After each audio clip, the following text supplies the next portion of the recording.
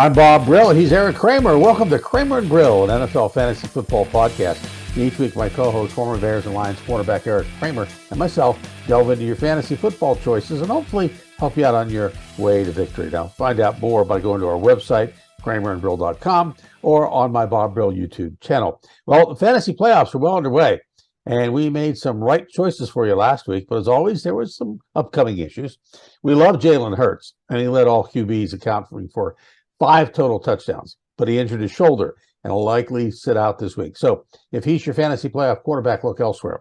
And on top of that, you'll know by Saturday, since the Eagles play that day, because we have so many Saturday games. The other QBs we recommended threw for 4 touchdowns each: Josh Allen, Kirk Cousins, Trevor Lawrence, and Joe Burrow.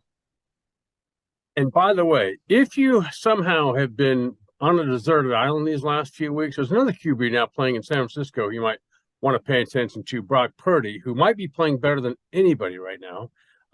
It's possible no one's picked him up yet, and if that's the case, perfect option for you if you have Jalen Hurts.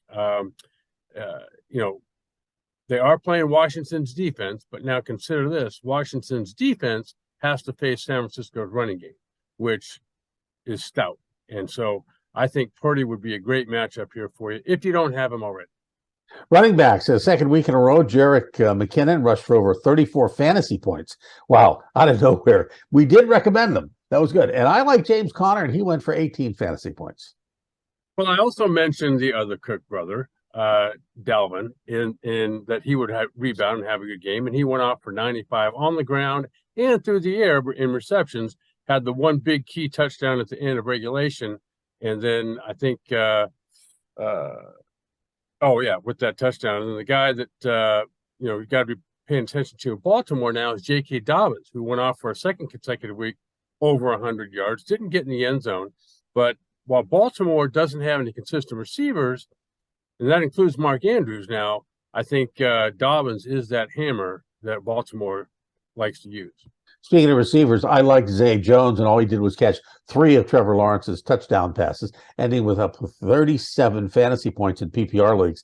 Now, you love Jefferson, and 12 catches for 123 and a touch was all good. And George Kittle, who you were really pumping last week, who really led all tight ends with 27 fantasy points. And I love Knox, who scored a touchdown and 6 catches for 98. But we both fell flat on Komet and Andrews as well as the Njoku. Sometimes you just get it wrong. You do, and I mentioned Andrews earlier, but I think in Komet's case, it's Fields that got it wrong because he missed him on a deep over on a bootleg where had he thrown even a pass that would have hit him in stride, that was a 75-yard touchdown waiting to happen. And so I think Komet's still a viable option moving forward. And I think, as you mentioned, Njoku, until Watson gets it right, Njoku's not going to be stepping up anytime soon. But the guy who is still there in Cleveland is Nick Chubb. Now, injuries, the only one we have of significance is we mentioned Jalen Hurts, and you want to watch out for him because it's an injured shoulder, and he may play, but they don't need to win. They've only lost one game this year, and right. So he may just end up sitting out and get rested for the playoffs. And this week we have 11 Saturday games now that the college football regular season is over, and Saturday is Christmas Eve. Well, let's start with the Thursday games. Jags and Jets. I love to see Lawrence connect with Zay Jones and Christian Kirk, but keep an eye on Lawrence. He's battling a toe injury. He's had it for weeks, but they're kind of really looking at it this week. Travis Etienne is solid here too. Jets, I believe in Garrett Wilson, and I don't believe in anybody else on that team right now. And I think Trevor Lawrence has turned the corner now. He's now putting back-to-back games together, and proof of it will now be, as you mentioned with the toe injury, can he play with that? I remember having a turf toe, and this is back in Chicago. They had to take a shoe, cut the top of the toe off, and then so I could fit my foot in there that was already heavily bandaged toe, and then put a mold and tape that over the top of it. So you can play with stuff like that, but can you play well with stuff? And I think in Trevor Lawrence's case, we're seeing an ascension here. You got to keep it going, though, even with injuries. I assume in that game you didn't scramble very much? Probably not. No, that was tough walking around. Well, Saturday, and I moved up the looking at the Raiders Steelers game because this is a game I've been waiting 50 years for. This is the 50th anniversary of the Immaculate Reception game against the Raiders, and Pittsburgh has gone all out. If you can watch the pregame festivities, because this game featured the greatest play that was voted in NFL history, for those of us who watched it live without instant replay, wow, it was as confusing as anything ever. It is a must game to watch. And if, like I said, if you have the ability to watch some of the pregame, make sure you do, because it is 50 years in the making. And this, the Steeler franchise is going all out for this one. They're bringing anybody who's alive back for the game. Franco Harris, of course. It was Jack Tatum, Frenchie Fuqua, and Franco Harris, and of course Terry Bradshaw were the four main components of that play that propelled the Steelers into the next phase of the playoffs. And it really set the tone for the franchise. We're hoping Kenny Pickett's back from concussion, but either way, you want to play Najee Harris and Deontay Johnson. Steelers do have trouble stopping the run, so go hard on Josh Jacobs as well as Matt Collins and Darren Waller. Expect the Steeler team this time out really strong for two reasons. They need to win to keep Tomlin's streak of never having a losing season alive, and it is the anniversary of Pittsburgh's legacy. So much so that there's a statue in the Pittsburgh airport, as you know, of Franco's immortal catch. Yep. Now, even though I didn't grow up in Pittsburgh, I too watched that game live with no instant replay. And not many people outside of Pittsburgh and Miami, I guarantee you, will know that next game was the AFC Championship game, which Miami won, that propelled them into their perfect 72 season. Yep. And as again, that's another 50-year milestone. And so anyway, I think if we're guessing here or predicting who's going to win, I think it's in Pittsburgh. I think it's how can the Pittsburgh Steelers lose this game? Falcons and Ravens. I like Algieri and Patterson here, along with Drake London, who I really like. He had 11 targets last week. Ravens, I'm sold on J.K. Dobbins, as you mentioned earlier, and that's it. Nobody else. I was waiting to mention this until we got to this game, but I did say last week that Desmond Ridder would not have a good game against that Saint defense. So now I'm actually doing that, pat myself on the back here. I've been more, you're right. Lately, it's Algieri, is that how you pronounce his name? Than Patterson with the Falcons. Patterson, obviously, he's the kickoff return touchdown king. Earlier in the year, he was their leading ground gainer, but I think things have changed now, and they hand the ball off literally and figuratively now to Algieri. And so I think it's Ridder at quarterback. It's going to be throwing the ball, and Algieri going to be toting it. And like you said, with the Ravens, I think it's pretty much J.K. Dobbins, and that's it. Lions and Panthers. Lions, Goff, St. Brown, and Williams sit the entire Panthers team. The other Lions player I would consider starting here is the guy everybody forgotten about, including me, when T.J. Hawkinson went to Minnesota, and that's tight end Brock Wright, who last week only had one catch, but it was for 51 yards and a touchdown. And if we're judging fantasy quarterback tight ends, that's kind of our goal, isn't it? 50 yards and a touchdown. So you got it. He's the other guy I think I'd play here as well. Yeah, fantasy tight ends are all touchdown prominent. You have to have that touchdown because they're not going to, unless you're Kelsey or somebody, they're just not going to get that many catches or targets for that matter. Bills and Bears, pretty much all the Bills are solid. And for the Bears, I like Fields and Montgomery. I think they're starts on this team. And for the reason I mentioned earlier, I'd also put Kmet in here. This guy, all season long, he and Fields have had a connection brewing. And it's not because neither one of them are not talented. It's because they're both very talented. And I think the issue for Fields last week literally was just throwing on the run. He couldn't do it. And so I think he's going to obviously improve on that this week, and Kmet, for that reason, I think is a very good start here. And then also the Bears defense is actually starting to come alive and force Jalen Hurts into a couple of early interceptions. And so I think that while Josh Allen is now taking care of the ball, throwing it better, he's still susceptible to fumbles. And I think the Bears, even though this second half of the season have not been causing turnovers, last week against Philadelphia, they did. Saints and Browns. Andy Dalton is serviceable, but to be honest, Taysom Hill's been getting the calls. So if you have them, I'd take a tight end chance on him this week in the playoffs. Why not? Browns, Deshaun Watson is finding himself, and he might be worth a shot, along with Chubb and Amari Cooper. And Kamara, of all people, had his best game last week against the Falcons. And so as one of the names, probably the best name right now I can think of in the NFL, Rashid Shaheed at receiver.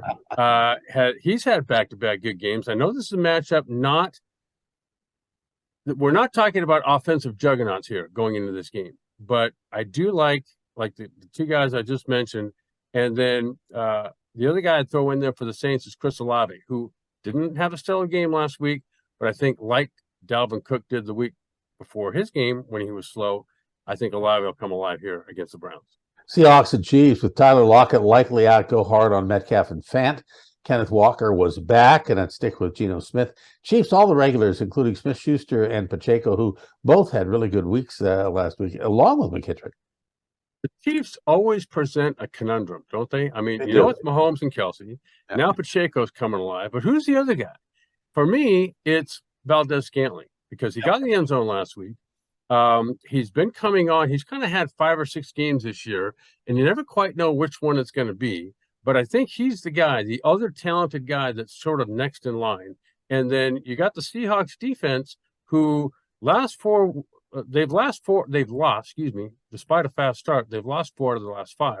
And they've given up quite a few points in that streak as well. Chiefs are just an embarrassment of riches. So they just kind of look at that team. It's like, okay, who are you going to put in? Because they're all going to perform. Giants and Vikings. So just Barkley for me for the Giants against the Vikes, and anybody in the Vikings is a go. I especially like Cousins. He seems to be on fire right now. Yeah, I'd say any NFL team that puts up a combined 39 points between a second half and the overtime is pretty good. They've got some options there. And to me, Minnesota's got the 3 ones that you'd all love to have. They've got a great play designer and caller in O'Connell, the head coach. And then you've got arguably one of the best fantasy quarterbacks this year in Kirk Cousins, especially lately. And then you've got weapons galore. The other name I'd throw in there that's been coming on a little bit lately is KJ Osborne, who went off for 157 last week, got in the end zone. And then it's the second game in a row with a touchdown. Bengals and Patriots, all the regulars on the Bengals, although Mixon's been slow of late, so I think he's ready for a bust-out game, but keep an eye on him. Only Ramondre Stevenson, the Pats, so yeah, as he becomes their game. I mean, pretty much he's their game. You're right about that, I think. And then with the Bengals, it's T. Higgins, to me, that's kind of laying in wait, where he's been really going off for several weeks, got an injury. Now he came back last week, and I think like I said, he's the one that's ready to go off. And their running game, which has been really good, despite whether it be P. Ryan or Mixon last week, fell on its face against Tampa. And so I think, one of those two is going to come busting out. And like you said, New England, it's Stevenson. He's really the only player offensively you can even mention on what's probably the worst coached offense in football this year. Ooh, that's a slap, huh? Hey, add up the stats, man. They got nothing. I know. It just and Mac Jones was supposed to be the second coming, and he still hasn't been the first coming yet. So, Texans and Titans, Houston, maybe Chris Moore, and that's only because he seemed to be getting targeted a lot. He had 9 targets last week, but he only had 4 catches. So there's some question marks there, but I mention it because he's a good possibility. Derrick Henry is the Titans' offense, so go with him, and that's about it. You're right, and I see no one for Houston now that Dameon Pierce is out. In Tennessee, like we've known ever since A.J. Brown walked out the door, Henry is the man. Commanders and Niners, Johan Dotson for a new name, seems to be a fave of Taylor Heineke, so I'd go with both of them, and Brian Robinson along with Terry McLaurin. Sit the rest. Niners, Purdy is worth a start if you need a quarterback, and Kittle and McCaffrey, both solid, of course. Well, I'd say hold on here a second. Ooh. The Niners' defense is different. So okay. I wouldn't just start throwing starters out there against the other team or for the other team. I mean, very tough for me to start anybody here from Washington other than McLaurin, only because I think Washington's going to be down early and stay down, and they'll be throwing the ball. And that's also why I say don't start Heineke, because he's probably going to be responsible for at least a couple touchdowns there going the other way. Yeah.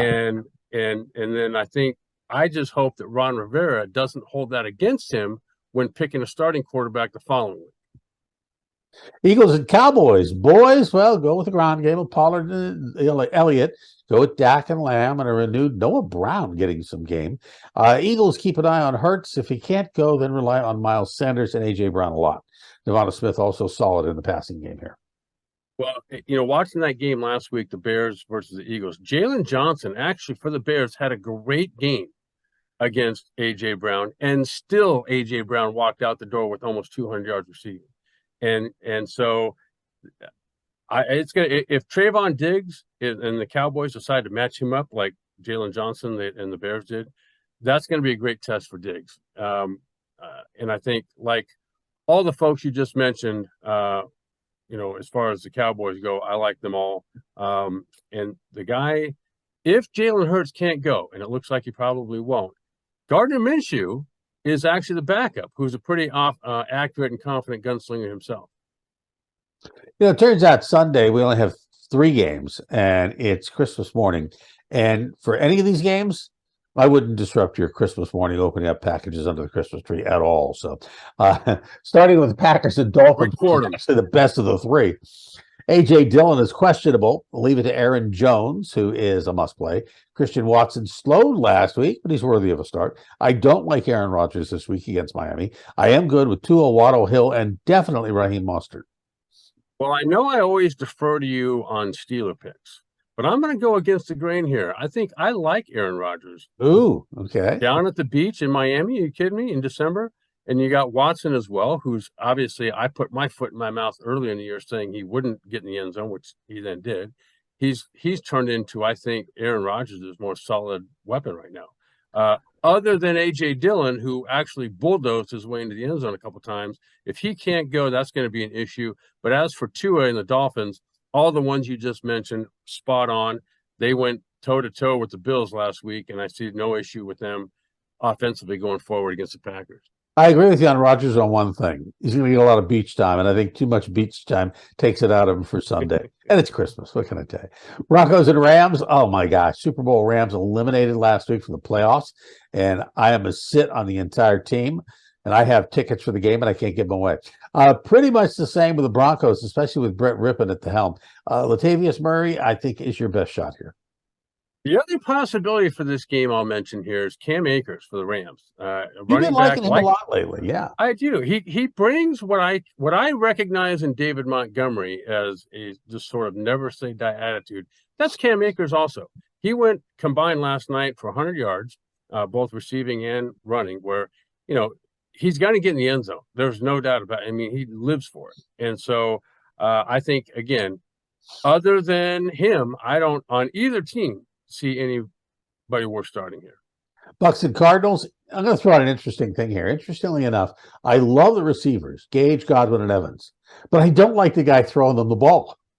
Brady, 3 touchdowns last week, but he also had 2 picks and he fumbled twice. I mean, that's not Tom Brady. And the receiver still came along good, and I still like them, but I wouldn't put Brady on the field this week at all.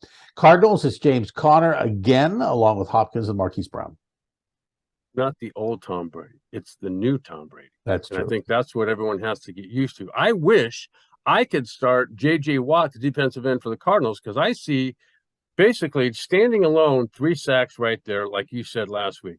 At least a couple touchdowns, interceptions, and for sure at least 1 sack fumble. I think that on either team, it's hard for me to come up with a decent player. I know you got an allegiance to former Steeler James Conner, but and rightfully so. But I think the one guy I would consider playing here for Tampa Bay would be Chris Godwin. I think he's somebody that they script plays for, especially around the end zone. And he and I think Brady do have good connection. Gotta love those Watt brothers, huh? Oh, yeah, right. Go back to Wisconsin. Especially the healthy ones that can play. I know. It's just amazing. Monday. Chargers and Colts the day after Christmas. Chargers, I'm going on Herbert, Allen, Eckler, and Williams. While the Colts, I like Pittman along with Deion Jackson, and I like Moss too. Yes. On all the Chargers you just mentioned, especially Mike Williams and Eckler, and then do yourself a favor and say no to all Indianapolis Colts. Interestingly enough, and that'll do it. There you have it. Another edition of Kramer and Brill. Find out more by going to our website, kramerandbrill.com, or my Bob Brill YouTube channel. For my friend and colleague, Eric Kramer, I'm Bob Brill, and we will see you next time.